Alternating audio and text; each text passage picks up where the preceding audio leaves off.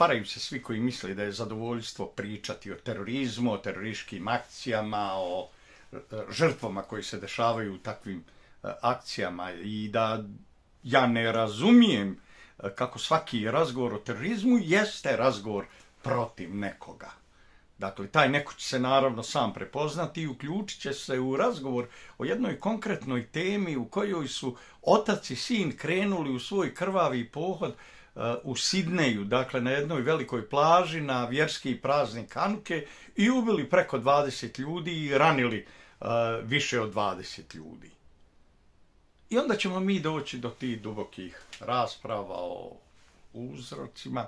Svako na različit način vidi te uzroke, neko poželi da da i opravdanje ovakvim akcijama, neko slavi ovakve akcije, dakle i to i jeste osnovni smisao svake terorističke akcije, da on ima svoju političku pozadinu, da on ima svoje političke ciljeve i da je terorizam, dakle kao organizovano brutalno nasilje, u stvari primarno politička konstrukcija.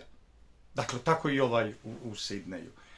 Teško istovremeno da neko može ponuditi nešto bolje od onoga što je Donald Trump mlađi uradio svojim djelovanjem i objavom na društvenim mrežama, retweetom i prosljeđivanjem jedne strašne poruke koja je u stvari pokazala sve greške australijske vlade i australijskog društva koje su proizvele ovakve terorističke akcije. Dakle, kada na slici objavite jednog od najboljih, najplemenitijih ljudi na planeti i istovremeno nekoga koji je najbolji sportista svih vremena, čovjek koji može biti primjer svakoj državi, svakoj naciji, svakoj zajednici, čovjek koji nema mrlje u svome životu. Objavite Novaka Đokovića, dakle takvog čovjeka, i pokažete način na koji je australijska vlada tumačila imigracione propise u odnosu na njega i odnosu na neke zdravstvene fenomene koji su bili dio očito političkih kreacija.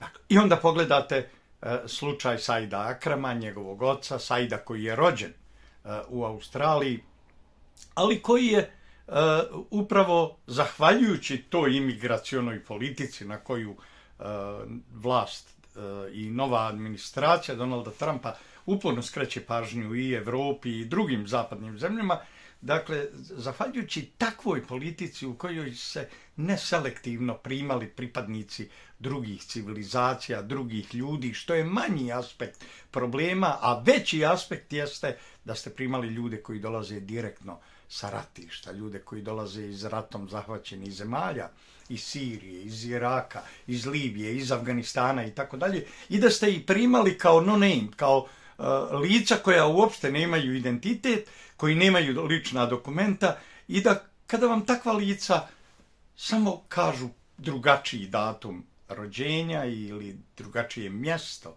rođenja, može biti i u istoj državi, može biti i u istom gradu, dakle vi već imate priču o novom identitetu koji vi, vaša vlada, vaša država izgrađuje u stvari nanovo iz početka. Dakle, kršenje tih graničnih propisa, bezbjednosti, kršenje dakle pitanja prelaska granice koje se prelazi u grupama, omogućavanje ljudima koji nemaju nikakva dokumenta sa sobom, istovremeno su mladi ljudi, dakle ljudi od 16 do 30 godina, bez porodica, bez žene, bez djece, dakle, i vi to predstavite kao humanitarno pitanje, u stvari vršeći nekakve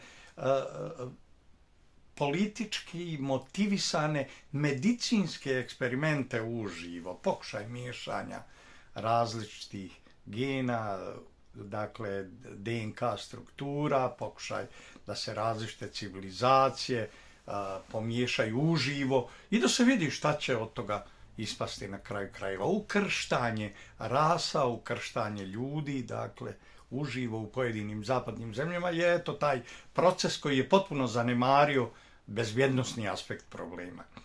A bezbjednosni aspekt problema vam kaže da kada primite neka lica organizovano, a da istovremeno niste utvrdili koja organizacija stoji iza njihovog organizovanog dolaska. Vi ste u stvari primili i ta lica, smatrajući da ih možete držati pod kontrolom, ali ste primili i sve njihove organizacione forme, oblike, sve ideologije koje su oni ponijeli sa sobom od kuće i taj princip organizovanosti koji su donijeli vama. Taj princip organizovanog djelovanja i prisustva takvih organizacija proizvelo je ovaj teroristički akt. Nije on utemeljen u nekim lokalnim fenomenima, razlozima, dakle, jer vidimo da muslimani u Australiji govore o tome da su tu dobro zbrinuti, da nemaju nikakvih problema u komunikaciji, da nisu niža rasa, nego da se dobro tretiraju, pa to onda znači da ne postoje stvarni, unutrašnji, socijalni razlozi da se ovakav jedan teroristički akt desi. Ali vanjski razlozi, vanjski uzroci i vanjske organizacije, vanjske ideologije koje ste pustili sa tim migrantskim talasom su naravno organizovali jedan ovakav napad koji je njima bio potreban. Upravo ta loša imigraciona politika, taj način, dakle, na koji se ukazuje iz Sjedinjenih Američkih Država i na koji je ukazao Donald Trump mlađi, praveći paralelu između načina na koji ste najboljeg sportistu na planeti tretirali sa pozicije imigracionih propisa i zabranili ulazak u zemlju i načina na koji ste tretirali te ljude koji predstavljaju potencijalnu prijetnju sa stanovišta bezbjednosti, odnosno terorizma, u stvari pokazuje taj početni korak napravljen u krivom smjeru, početnu grešku koja je evo proizvela jednu od terorističkih akcija koje su se u vremenima božićnih praznika, novogodišnjih praznika i mogle očekivati. Dakle, koje se u principu na zapadu dešavaju uvijek iz nekog razloga, neke izolovane muslimanske zajednice i neki pojedinci kojima teško otkrivate vezu sa organizacijama iz njegovih zemalja ili regiona iz koga dolaze, učine neku terorističku akciju, pojure kamionom na masu koja se okuplja na trgovima, upotrijebe noževe, upotrijebe automatsko oružje, pucaju, ubijaju, dakle. Pa smo svjedočili mnogim takvim likvidacijama i u samoj Evropi, mnogim takvim terorističkim akcijama i vidjeli smo tu simboličnu ogradu od terorističke akcije koja je izvedena i od posljedica tog terorističkog napada koje su pravile muslimanske zajednice. Ali kada biste tražili od njih da se oni distanciraju od globalnih terorističkih organizacija, od ideologije koju su donijela muslimanska braća, kada biste tražili da odbace taj konspirativni princip okupljanja i djelovanja vjerskog učenja, vehabizma i vjerske prakse koju produkuje u stvari njihov ukupni odnos prema društvu, prema nasilju, koja kombinuje u stvari političke agende i političke interese sa nekim vjerskim ciljevima i vjerskim propisima, dakle onda oni to ne bi uradili, jer ne mogu se u stvari teroristi uzgajati u nekoj sredini bez podrške društva. Društvo u stvari može tu podršku činiti javno, aktivno, može i pasivno, ali uvijek mora postojati podrška društva da ti ljudi i te organizacije nesmetano djeluju, dakle da se nesmetano finansiraju, da propagiraju svoje ideje, da se kreću među ljudima. Dakle, i onda kada oni naprave neku terorističku akciju, vi se ogradite samo od tog konkretnog terorističkog akta, a ne i od ukupne aktivnosti koja je proizvela jedan od brojnih terorističkih akata. Dakle, čini se da je Donald Trump mlađi na taj fenomen ukazao kada je govorio o slabostima države i da je na određen način rekao pa vi ste to tražili na kraju krajeva svojim politikama u kojima široko otvarate vrata bezbjednosno rizičnim ljudima, a kažnjavate najbolje ljude na planeti. Dakle, to mora biti kažnjeno. I evo, to je kažnjeno. Takve kazne mogu se sada očekivati i na drugim mjestima. U principu, događaj ovakve prirode uvijek je povezani sa nekom širom slikom, a šira slika nas vraća u fokus odluke koju je predsjednik Sjedinjenih Američkih Država donio 2-3 dana prije toga odluke u kojom se zabranjuje rad i djelovanje organizacije Muslimanska braća i u kome se protiv njih utvrđuju određene vrste sankcija i oni se stavljaju na listu globalnih terorističkih organizacija.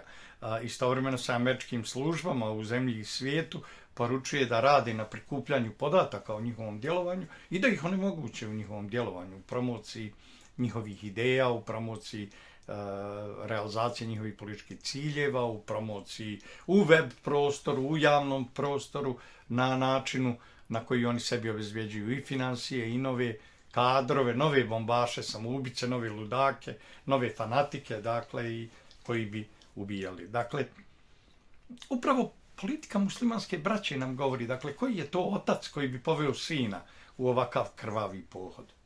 Kako treba da izgleda ta porodica, kako treba djelovati prema tim ljudima, da oni prihvate učenje da postoje krivci za odnos Palestinaca i Jevreja u samoj Australiji. I da su oni taj dan izašli na najveću plažu u Sidneju. I da ih treba ubijati. Dakle, porodične ljude, vjernike koji vjeruju u istog Boga, pripadaju drugoj vjerskoj zajednici, vi ubijate zbog neke daleke priče sa Bliskog istoka koja nema veze sa Australijom, osim što vam je Australija široko otvorila vrata i omogućila da na određen način imate perspektivu mirnog života i barem boljeg života nego što ste ga imali u matičnoj zemlji iz koje ste otišli. Dakle, otac Saida Akrema je u stvari došao kao imigrant u Australiju, iako je Said rođen u Australiji. Ali ko je djelovao prema njima? I na koji način je to djelovanje bilo? Dakle, ako analiziramo tu odluku predsjednika Trumpa o zabrani muslimanske braće, odgovor nam se nudi sam. Dakle, muslimanska braća i jesu ta armatura, politička armatura radikalizma, islamskog, radikalnog poimanja političkih i društvenih odnosa. Politički islam, pa to je u stvari program muslimanske braće. On je to bio od nastanka, on je to i danas. On je bio zlo kada je formiran, on je i danas neprevaziđeno zlo. Naravno da se za nas postavlja pitanje kako će organizacije proistekle iz muslimanske braće, koje su osnovane voljom i odlukom muslimanske braće, kako će nastaviti svoje djelovanje na Balkanu. Ovdje su uvijek djelovala muslimanska braća, dakle i u kriznim vremenima, i u Drugom svjetskom ratu, i u ratu 90-ih, i poslije toga, i u komunističkoj Jugoslaviji, na kraju krajeva, ako vidimo oca džihada, palestinskog Abu Nidala, čovjeka koji je, dakle, upravljao svim ratnim operacijama Fataha, bio Arafatov saradnik, Abu Nidala, koji je boravio, dakle, u Beogradu 70-ih godina i koji je svoje bogatstvo deponovao u švicarskim bankama, koje je prije 10 godina naslijedila njegova kćerka Badija Halil, koja je državljanka Bosne i Hercegovine, živi u Bosni i Hercegovini, a čiji je muž pisao prijeteća pisma švicarskim vlastima, švicarskom tužiocu, upravo zbog tog novca koji je dugo bio zamrznut. Dakle, to koketiranje sa muslimanskom braćom, sa terorizmom, bilo je oduvijek prisutno i u vrijeme čvrste komunističke ruke, a pogotovo u ratnim vremenima. Uostalom, muslimanska braća su i nastala, dakle, u Bosni i Hercegovini neposredno nakon osnivanja u Egiptu. I djelovala su ovdje i preko Sina Đoze i Kasima Dobrače i preko mladih muslimana. Mladi muslimani su u stvari podmladak muslimanskog bratstva. To je ogranak muslimanske braće. I takvih ogranaka ima stotine, dakle, u Bosni i Hercegovini dan danas, i oni snažno djeluju, čak i mladi muslimani djeluju javno, oni su formirali svoje političke stranke, prije svega stranku Demokratske akcije su formirali, dakle, taj ogranak muslimanske braće. I to je ono što u stvari što vidimo kada govorimo o muslimanskoj braći u Bosni i Hercegovini, kombinovanje javnog političkog djelovanja sa konspirativnim djelovanjem. Dakle, načinom na koji se izgrađuju mehanizmi tajnog finansiranja, tajnih ciljeva političkih, tajnih rukovodstava i tako dalje, i kombinovano sa nekim prisutnim vladinim provladinim ili nevladinim organizacijama. U principu muslimanska braća su tako i nastala. To je dakle bila zločinačka organizacija koja je nastala 4 godine poslije odluke Kemal Paše, Ataturka, Kemal Mustafe Paše, predsjednika Turske, da ukine halifat, da Tursku proglasi republikom i da prihvati granice koje više nisu bile granice Osmanskog carstva, da omogući u islamskom svijetu formiranje nacionalnih država koje su na kraj krajeva bile u stvari pod kontrolom Velike Britanije uglavnom, ali djelimično i Francuske. I upravo u jednoj takvoj državi, u Egiptu 1928. godine, Britanci formiraju muslimansku braću.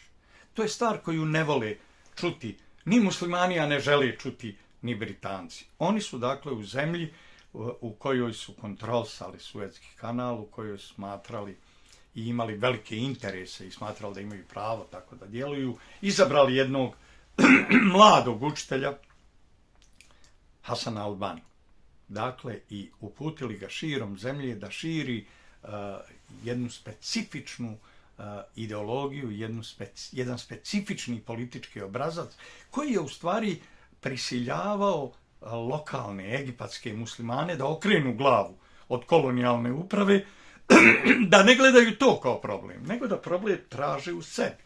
Najveća prevara muslimanske braće i jeste bila ta priča o polasku od sebe. Dakle, te 1928. godine, 4 godine poslije ukidanja halifata, jedan mladi učitelj, vjeroučitelj, koji ima 22 godine. Dakle, zamislite sada osobu koja ima 22 godine i kreće u svoju turneju po selima Egipta. U to vrijeme Egipat imao preko 4000 sela, preko 2000 obilazi taj Hasan al-Bana i ubjeđuje ljude da je u stvari najvažnije krenuti od sebe, da je lična odgovornost najvažnije pitanje, zatim da treba reformisati vlastitu porodicu i da porodica mora biti u vjeri utemeljenija i polaziti od svojih odgovornosti u ovom životu. Treće je da mora djelovati u okviru džemata, u okviru vjerske zajednice i da taj džemat mora bolje razumjeti vlastitu vjeru i odgovornosti koje ima pred Bogom u provođenju islamskih propisa islamskog vjerovanja. I na kraju da mora djelovati i u okviru određenih ekonomskih struktura, kompanija i tako dalje, kako bi ostvario dejstvo u državi. Šta je Hasan al-Bana mislio, vidjet ćemo u njegovom manifestu koji 1936. godine u 50 tačaka objavljuje. Dakle, on tada ima 30 godina. Hasan al-Bana je rođen 1906. godine. Dakle, i u momentu kada piše manifest 50 tačaka, mi ćemo vidjeti šta je glavni problem tog manifesta. Dakle, da se on poziva na šerijatske propise, da u stvari on promoviše salefijski taj takozvani islam, odnosno islam koji bi crpio iskustvo i moral iz ponašanja i djelovanja muslimanske avangarde, učenika poslanika Muhameda, i da praktično ti najbolji prvi muslimani u stvari daju pouku i uputu za muslimane. Okrenite glavu, dakle, od Britanije koja upravlja vašom zemljom, ne tražite odgovornost na tom mjestu, idete i razgovarate o sebi, o svojoj porodici, o svojoj vjerskoj zajednici, razgovarate o potrebi da gradite neke kompanije i tako dalje. Ali onda napišete manifest u 50 tačaka u kome ključna stvar na koju insistirate jeste političko tumačenje šerijatskih propisa u kojima razdvajate muškarca i ženu. U kojima definitivno pozicionirate ženu kao niže biće, kao bezvrijedno biće i odvajate potpuno od društvenog aktivizma, od djelovanja u društvu. Vežete je upravo za porodicu, što otkriva na kraju smisao njegovog zalaganja Hasana al-Bane da se odgovornost potraži kod sebe i u svojoj porodici. A ta porodica bi imala ženu domaćicu, ženu koja bi se šetala samo po kući i koja je bila jedna od mnogih žena u okviru takve kuće i ne bi bila prisutna, bila bi potpuno nevidljiva u samoj javnosti, bez ikakvih društvenih prava. Dakle, u to vrijeme sav drugi svijet drugačije funkcioniše. Indija drugačije, a ne samo politički zapad, kako bi ga tada mogli nazvati, ili doba humanizma i renesanse koje je zaobišlo islamski svijet. Dakle, u stvari najbolju svoju sliku, najbolje svoje ogledalo našlo je u ovom manifestu Hasana al-Bane iz te 1936. godine, dakle, u kome je ženu pozicionirao upravo na sramotan način i od toga se praktično žene nisu nikada oporavile u islamskom svijetu. Istovremeno, odgovornost za ponašanja prema vođama, prema politikama, način uređenja društva, odbacivanje ideje sekularizma, bili su prividni fenomen. Mora se priznati da su muslimanska braća te godine, u stvari kada Hasan al-Banna pravi taj svoj manifest, bili nadahnuti idejama nacionalsocijalizma i da je njegov prvi saradnik Muhammed Amin el-Huseini u stvari bio veliki pobornik nacionalsocijalističke partije i on će to 1941. godine i pokazati kada bude primljen kod Adolfa Hitlera i kada dođe na Balkan, kada dođe u Bosnu, tadašnju, dakle u nezavisnu državu Hrvatsku, u kojoj on djeluje među muslimanima nezavisne države Hrvatske, bosanskim muslimanima, i angažuje ih, dakle, u februaru i martu 1943. godine da formiraju najveću SS diviziju u okviru Trećeg rajha. I ta 13. SS brdska divizija Handžar ili prva hrvatska divizija, dakle, bila je u stvari rezultat dogovora Albaninog saradnika Muhameda Amina el-Huseinija sa Adolfom Hitlerom.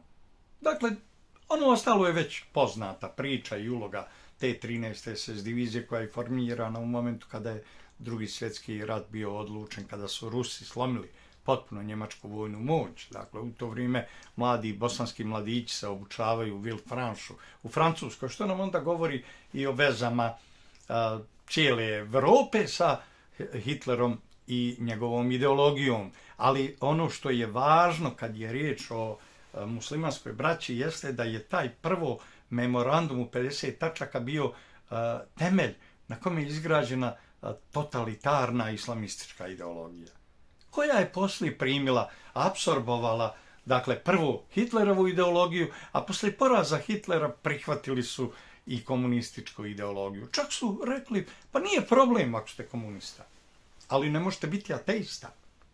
Dakle, ako komunizam može podnijeti da musliman bude član komunističke partije, a da pritome vjeruje u Allaha, da prihvata islamske dužnosti, islamsko vjerovanje, da poštuje Božije naredbe i da ide u džamiju i tako dalje, onda nije problem da budete i komunista.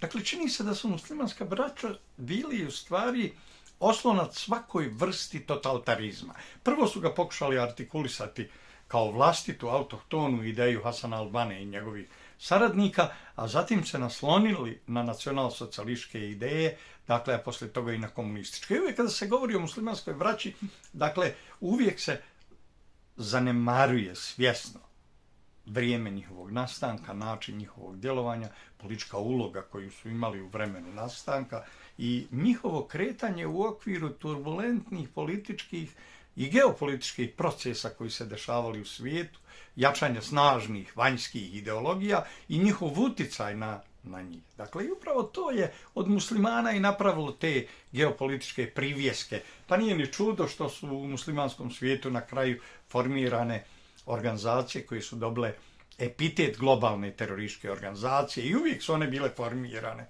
sa zapada, voljom zapadnih tajnih službi, zapadnih organizacija, pa su tako nastajali i Al-Qaida, Islamska država, Al-Nusra, dakle, velika koalicija Hejetu Tahriru Šam, HTS, tako je na kraju tim ljudima, tim islamistima, tim u stvari lažnim muslimanima darovana i Sirija i u tome su učestvovale i neke muslimanske zemlje. Dakle, uloga muslimanske braće od njenog nastanka do danas bila je ne samo anticivilizacijska, antidemokratska i tako dalje. Ona je bila duboko antimuslimanska. Ona je u stvari odvraćala pažnju muslimana od društvenih procesa u kojima su oni izmanipulisani, u kojima su oni žrtve, dakle, a vraćala ih njihovim odgovornostima što su žrtve, pričala takve stvari i podmetala ih vrlo često u akcije koje nisu mogle dobijati opravdanje. Vidite da nijedna muslimanska organizacija ne može aplaudirati bilo kojoj terorističkoj akciji, pa i ovoj u Sidneju. Dakle, zašto bi se onda te terorističke akcije izvodile ako ih ni muslimanske organizacije ne smiju i ne mogu i ne žele javno podržati na bilo koji način? Dakle, zašto bi se na ovaj način gradila ta muslimanska krivica? Kome odgovara u stvari da ovakve akcije se uopšte izvode i da se na ovaj način muslimani grade kao zločinci? Ne možete vi pohvaliti, biti normalan i pohvaliti ovakvu terorističku akciju. Ne možete napraviti paralelu između ljudi koji su na plaži u Sidneju slavili Hanuku i onih koji su u Izraelu i Gazi vodili vojne operacije s jedne ili sa druge strane. Tu na taj teren, dakle, dolaze muslimanska braća i njihov dolazak 90-ih, dakle, u ratu u Bosni i Hercegovini, dolazak Muhameda Akifa, dakle, vođe muslimanskog bratstva i Mahmuda, njihovog glasnogovornika, portparola, dakle, dolazak Mahmuda Roslana, dakle, dolazak na ova područja i djelovanje Osame bin Ladena, djelovanje svih ti ljudi, u stvari samo su bosanske muslimane etiketirali, dakle, kao nacionalnu i vjersku zajednicu koja je spremna igrati u svakoj globalnoj terorističkoj ili islamističkoj igri, u kojoj je spremna da prihvati ulogu, dakle, da bude dio te globalne prijetnje po Zapada, da istovremeno očekuje od Zapada podršku za svoje neke političke ideje ili promjenu vlastitog političkog statusa. Kada su 90-ih dolazili na ova područja, predstavnici muslimanske braće, oni nisu donosili ni novac, nisu donosili ni nešto vrijedno, oni su donosili ideologiju. Dakle, oni su provjeravali stanje ideoloških obrazaca koje funkcionišu u tom ratu i učvršćivali. I tada smo vidjeli ljude poput Envera Šabana, koji je bio, dakle, visoki funkcioner muslimanskog braće, i vidjeli smo Imad al-Misrija, koji je u to vrijeme bio osuđen u Egiptu na 10-godišnju kaznu zatvora zbog jednog terorističkog akta u drevnom gradu Luksoru, u kome su ubijeno desetine zapadnih turista. Dakle, i jedan i drugi su djelovali na svoj način, šireći tu ideologiju. U međuvremenu Enver Šaban je poslije završetkom rata ubijen sa nekim drugim pripadnicima i emirima odreda El Mudžahid. Dakle, a Imad al-Misri je ostao tu da predaje na islamskim fakultetima, iako je vlast Zlatka Lagumdžije 2001. ili 2. godine poslije 11. septembra isporučila ga Egiptu, gdje je on odležao od tih 10-8 godina i gdje je zatekao na određen način onu poznatu pobunu protiv vlasti Hosnija Mubaraka, koja je u stvari bila režirana operacija, geopolitička operacija koju su složno izvodile zapadne države uz pomoć Turske, dakle, i uz pomoć muslimanske braće. I dakle, upravo to pitanje šta u stvari vlada Sjedinjenih Američkih Država želi da zabrani, kada zabranjuje muslimansku braću i kako će se to odrasti na nas. U ovom trenutku muslimanska braća djeluju iz 3 velika centra. Dakle, bez sumnje, u javnom smislu uvijek se potencira da je sjedište muslimanske braće u Kataru, u Dohi. Ali u Istanbulu sjedi sultan Erdogan, koji sebe smatra najvažnijim funkcionerom muslimanske braće i koji javno u stvari promoviše strukturu muslimanske braće. Tako da mi imamo 2, dakle, muslimanska centra, Dohu i Istanbul, u kojima snažno nastupaju strukture muslimanske braće, ali imamo i 3. centar koji u stvari se brine o tome da ih poveže sa Zapadom i da sinhronizuje akcije koje muslimanska braća poduzimaju, dakle, u islamskom svijetu ili na nekim drugim mjestima, a to je Velika Britanija, to je London. Dakle, muslimanska braća, dakle, imaju svoje rukovodstvo u Londonu, u Dohi, u Istanbulu i teško je reći ko je u stvari tu stvarni vladar muslimanske braće i ko kontroliše finansijske operacije, finansijska sredstva, ko kontroliše transfer ljudi i ideologija, ko upravlja procesima ovim koje je američka vlada nazvala kao nezrelo vođene imigracione procese koji su uništili kulturni identitet prvo Evrope, ali i nekih drugih zemalja, pa i Australije. Zbog čega, evo, trpe se ove posljedice kojima svjedočimo i ovih dana. Dakle, vlada Sjedinjenih Američkih Država misli na sve tri ova centra. I ovo jeste snažna poruka i Istanbulu i Dohi, dakle, koji su partneri, ali i Londonu koji na određen način učestvuje u miniranju svih mirovnih inicijativa koji dolaze iz vlade Sjedinjenih Američkih Država, koji su vezani za aktuelne ratne sukobe, pa i za onaj na Bliskom istoku Izraela i Gaze, Izraela i Libana, Izraela i Irana i tako dalje. Svugdje je tu britanska uloga bila da se miniraju te operacije, kao što se miniraju mirovne operacije Donalda Trumpa i njegovih ljudi vezane za ukrajinsko-ruski sukob. Dakle, i čini se da je zabrana muslimanske braće ili da će najviše pogoditi sam London, jer je to taj važni geopolitički instrument koji London koristi gotovo 100 godina. Dakle, kada imate takav instrument, dakle, od njenog nastanka, kada ste ga vi formirali u okviru vaše kontraobavještajne službe MI6, koja i djeluje u inostranstvu, i kada vi, dakle, izazivate i određene posljedice u drugim državama, onda je pitanje šta Britanija ima sa ovom terorističkom akcijom u Sidneju. Kakve veze imaju Britanci, dakle, da li oni kao zemlja koja čiji kralj je prihvaćen, odnosno u samoj Australiji. Australija je britanski privjesak Commonwealtha i prihvata dakle, vlast britanske krune nad sobom. Dakle, ali šta je pošlo po zlu? Da li je Australija zakoračila prema Sjedinjenim Američkim Državama u ovim nekim aktuelnim političkim procesima ili nije, i zašto bi u stvari neko izvršio terorističku akciju u dalekoj Australiji povezanu sa događajima na Bliskom istoku?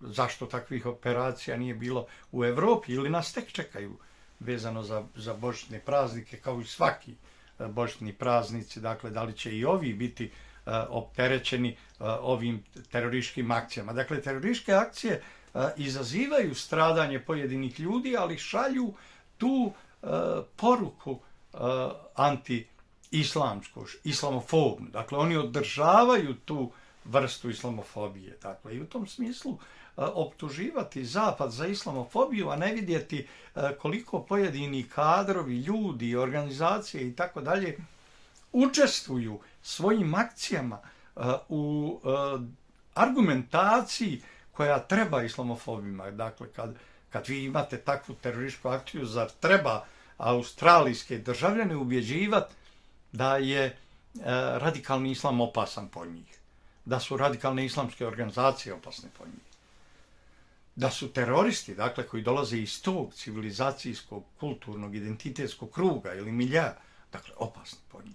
Dakle, tako isto i u Evropi povremeno izvršite akcije u Parizu, povremeno u Londonu, povremeno kamionima gazite Njemce na nekim trgovima, dakle, i onda se čudite zašto u tom zapadnom svijetu u stvari postoji javna slika islama kao jedne radikalne ideologije koja je sklona ekstremnom nasilju, koja se ne samo ne odriče ekstremnog nasilja, nego svoje političke ciljeve projektuje upotrebom ekstremnog nasilja, šaljući takve poruke cijelom svijetu. Dakle, i upravo zato kada osuđujete takve pojave, kada osuđujete takav događaj, morate vidjeti temelje na kojima se ti događaji razvijaju. Morate vidjeti proces.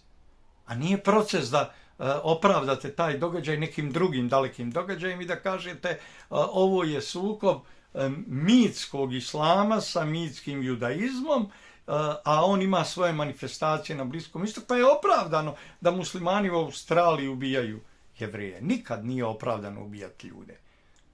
Terorizam nije odgovor. Terorizam nije opravdan. Ni na koji način, ni protiv koga. Terorizam nije metod borbe koji je imanentan islamu. Islam ne bi smio prihvatati taj model borbe. Islam ne bi smio podržavati organizacije koje promovišu terorizam i ekstremno vjersko nasilje. Dakle, vi u ovom momentu imate gotovo 70 ili 80 država u kojima djeluju muslimanska braća. Kako iskorijeniti taj ideološki, radikalni, ekstremni korov iz toliko država? U nekim državama djeluju, dakle, javno, ne moraju skrivati svoje aktivnosti, ali princip djelovanja muslimanske braće nije samo da oni djeluju kroz organizaciju koja će na svome uredu staviti tablu i napisati organizacija muslimanska braća. Pa ne rade oni tako. Od svoga osnivanja do danas oni nikada nisu radili tako.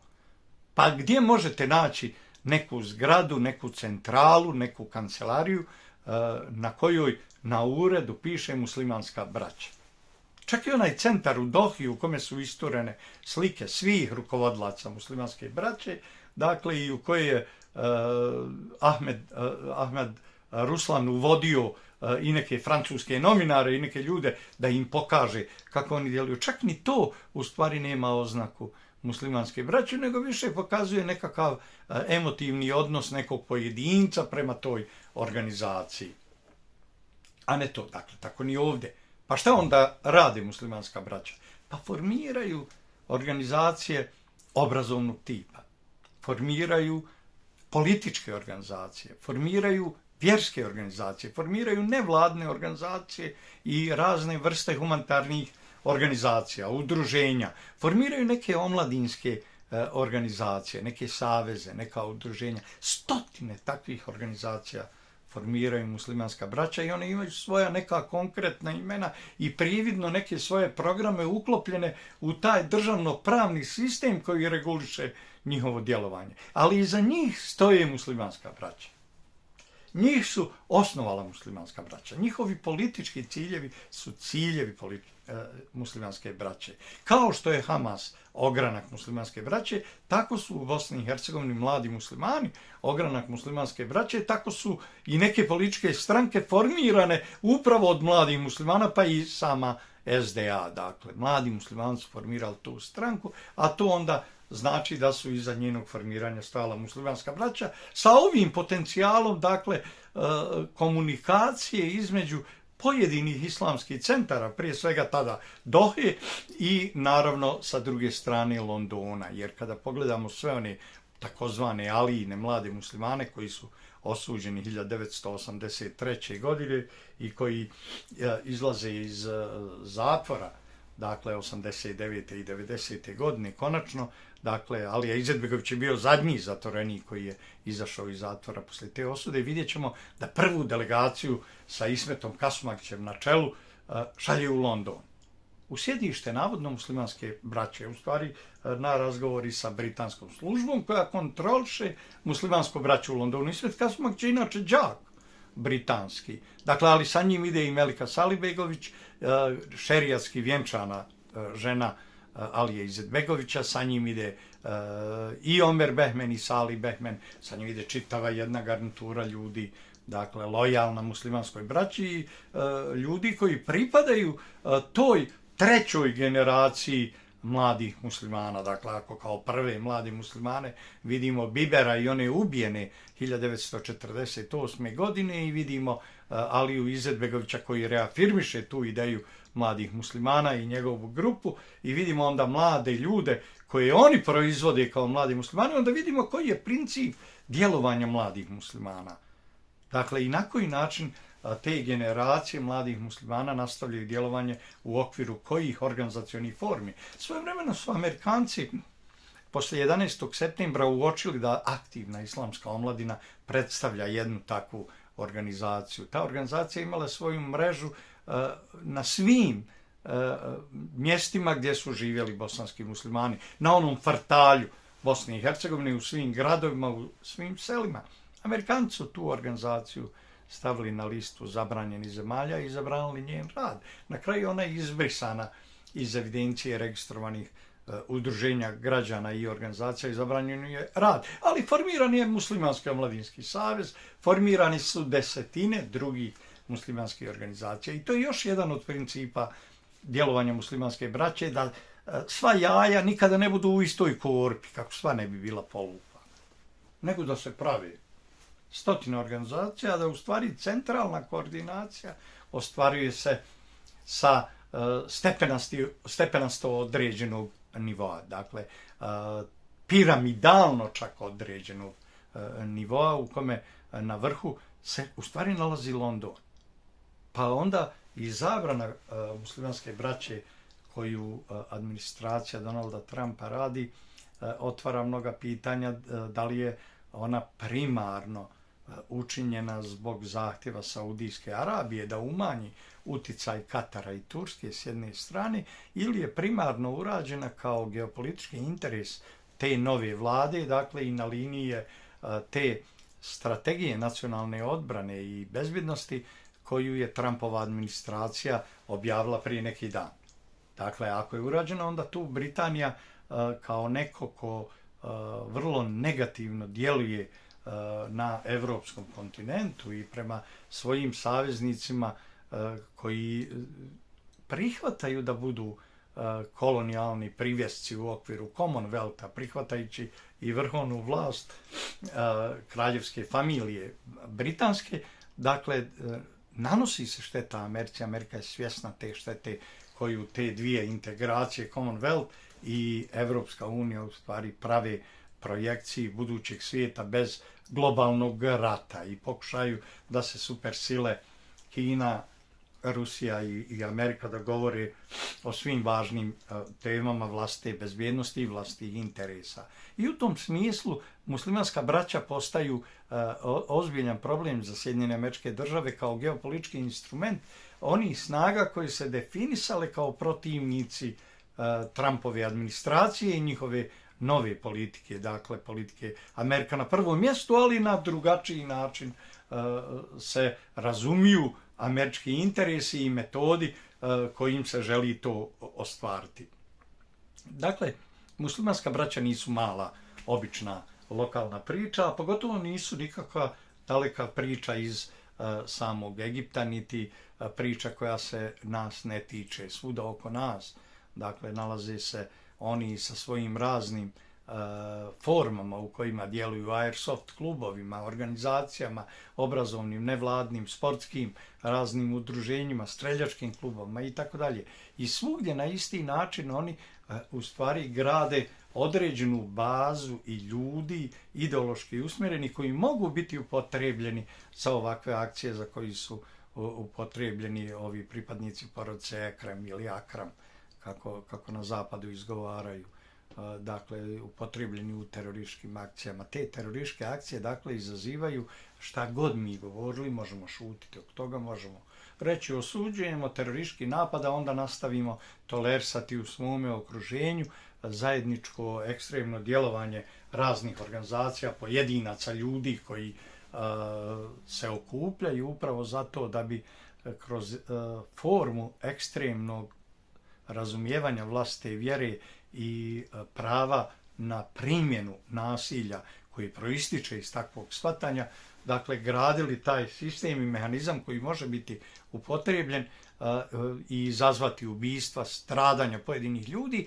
ali i izazvati promjenu pozicije muslimana u svijetu. Dakle, i odnos pojedinih moćnih zemalja prema muslimanima će biti generisan upravo iz takvih akcija. Bez obzira što pojedini političari mogu ponekad i osuditi određene akcije, njihove veze sa takvim grupama, pojedincima i sa kapitalom koji finansira, takve su velike i prepoznatljive. I upravo trag novca koji Amerikanci uvijek prate preko svoga mehanizma, dakle i to je najvažnije što je u stvari globalizovanje dolara Americi dalo mogućnost da prati sve finansijske transakcije u svijetu, bankarske transakcije, da prati sve prenose novca, dakle koji nisu direktni uživo prenos gotovog novca, nego idu preko banaka, dakle, a 99% operacija se tako izvodi. Nemoguće u ovom modernom svijetu sada nositi milione novaca u vrećama, dakle, izuzev kao diplomatske pošte određenih zemalja, ali iako i toga ima, dakle, ipak je ključno prebacivanje, korištenje ovih mehanizama prenosa koji su Amerikanci ili na zapadu nazvali SWIFT, koji jeste spor upravo zbog sistema unutrašnjih provjera koje Amerikanci rade. Dakle, oni odlično znaju koje se organizacije, na koji način, iz kojih izvora finansiraju i koji su to ljudi povezani sa tim organizacijama. I onda kada to njima odgovara, koriste to kao sredstvo ucjene, a kada im odgovara, koriste da primjenu kaznu i da pruže dokaze o opravdanosti takvog kažnjavanja. Dakle, mi živimo u vremenu u kome globalne totalitarne ideologije su prividno nestale, dakle, ali globalna ideja neoliberalizma unutar Zapada očito nije jedina ideja i sa njom se Donald Trump želi obračunati primjenom, dakle, načela vrijednosti, tradicionalnih vrijednosti, porodičnih vrijednosti, odnosa muškarca i žene, odnosa u društvu, ljudskih prava i sloboda, vrijednosti slobodnog tržišta i tako dalje. Globalna paradigma Evropske unije kao neoliberalna je u stvari ponudila novu totalitarnu ideologiju koja je jednaka ovoj totalitarnoj ideologiji muslimanske braće. Zato oni i mogu biti partneri u određenim operacijama, ali partneri koji nekada pošalju i ove vrste poruka koje su u stvari nekontrolisane, koje nanose štetu i muslimanima, dakle, a istovremeno ubijaju nevine ljude. Dakle, Bosna i Hercegovina na ovom putu mora očekivati sada da se sa Amerikom nije igrati i da pokušaj da se zamagli suština djelovanja muslimanske braće u Bosni i Hercegovini, pa i na Balkanu. Dakle, da to ne može uspjeti, da će ovdje Amerikanci poduzeti određene korake, da je prst već uprt, dakle, i na ovo područje, da se već govori u Americi o načinu na koji je radikalni islam našao svoje uporište u Bosni i Hercegovini i na koji muslimanska braća, dakle, upravo promovišu vjersko učenje vehabizma, s jedne strane podršku globalnom terorizmu, sa druge strane i političke narative koji u stvari trebaju da bosanske muslimane odvoje od ideje sekularne države i od ideje građanskih prava, sloboda, položaja žene u društvu, dakle i porodičnih vrijednosti zasnovanih na civilizaciji, civilizacijskom temelju kome bosanski muslimani pripadaju. Dakle, pokušaj da se bosanski muslimani odvoje od civilizacije, od evropske civilizacije koje pripadaju, počinje sukobima i stalnim održavanjem tenzija između Bošnjaka i njihovih hrišćanskih komšija, dakle, a nastavljaju se dubljom konfrontacijom, dakle, ali i kompromitovanjem samog islama, islamske zajednice, načina na koji djeluju vehabijska naselja, na koji djeluju ostaci mudžahedinskih grupa, način na koji desetine i stotine humanitarnih organizacija djeluju u Bosni i Hercegovini, način na koji je 7 od njih zabranjeno i nalazi se na konsolidovanoj listi Savjeta bezbednosti Ujedinjenih nacija, načina na koji pojedina lica, dakle, u svijetu promovišu terorizam, a imaju državljanstvo Bosne i Hercegovine, ulozi Nusreta Imamovića u samoj Siriji i njegove veze u Bosni i Hercegovini, uloga muslimanske braće kao geopolitičkog instrumenta, dakle, i Turske i Katara s jedne strane i Velike Britanije sa druge strane, sve to u stvari je samo omča oko vrata bosanskim muslimanima koji žele da mirno žive, da mirno rade i koji zbog toga sklanjaju svoju djecu iz ovakvog ambijenta. Nesposobni da se suprotstave ovim tendencijama. Dakle, bosanski muslimani radije puštaju svoju djecu da idu trbuhom za kruhom, da idu u zapadni svijet, da se tamo integrišu u društvo, da tamo žive i normalno rade, a da Bosna i Hercegovina nastavi svoje ideološko, civilizacijsko truljenje, dakle, i propadanje dakle u ovim vještački konstruisanim sukobima koji se stalno održavaju iz geopolitičkih interesa. Dakle, čini se da Sjedinjene Američke Države više neće stojati po strani ovih procesa i da će njihovi ljudi, dakle makar na nivou otpravnika poslova u Sarajevu i Beogradu, poduzimati konkretne mjere pritiska, diplomatskog pritiska na određene ljude, koji je u ovom slučaju dovoljan da proizvede neke političke posljedice. Dakle, ali kada bude trebalo da se pritisne i sa vrha, pritiskat će se i sa vrha. Kada bude vrijeme da se djeluje i na drugi način, djelovat se na drugi načine. U svakom slučaju, bosanski muslimani se moraju odreći muslimanske braće, moraju prepoznati njihove organizacije i moraju im uskratiti gostoprimstvo u svome društvu kako ne bi zajedno sa njima, dakle, bili kažnjavani od strane Sjedinjenih Američkih Država ili drugih sila. Moramo prepoznati da je ovo vrijeme u kome će pojačana osjetljivost Zapada na terorističke akcije koje se izvode od strane militantnih islamističkih grupa ili globalnih terorističkih organizacija, dakle da će implicirati odgovornosti svih onih zajednica koje čak i nemaju veze sa ovakvim događajima, koji se distanciraju od njih, ali koji u svojoj sredini konačno moraju prepoznati elemente takvog organizovanja i takvog djelovanja i moraju osuditi ih, obračunati se sa njima, zatvoriti